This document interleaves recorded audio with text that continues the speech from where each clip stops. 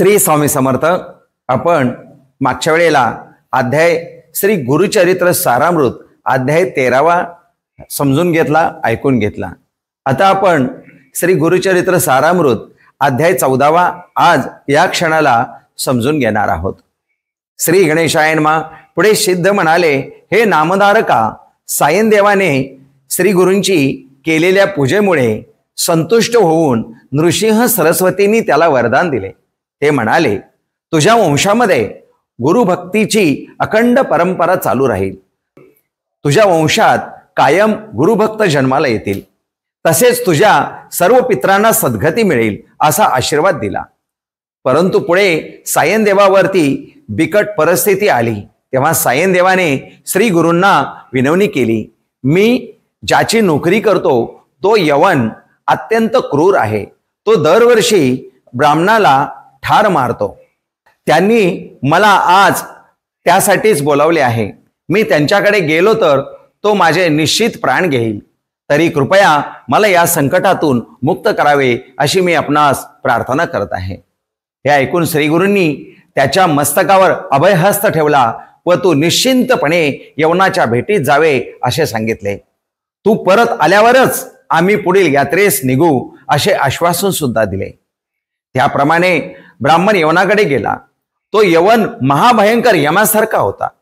सायनदेवाला पाहताच अत्यंत क्रोधित होऊन तोंड फिरवून घरात गेला। सायनदेव भयचकित होऊन श्री गुरूंचे चिंतन करू लागला। घरात जाताच त्या यवनाला अचानक निद्रेने घेरले। त्याला भास झाला की कोणी ब्राह्मण आपल्या शरीराचे तुकडे तुकडे करत आहे।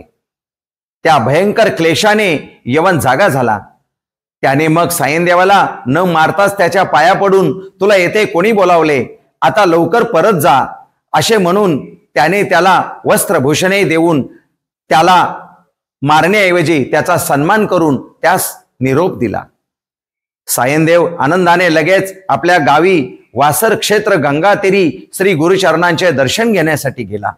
श्री गुरूंना त्याने घडलेला सर्व वृत्तांत सांगितला।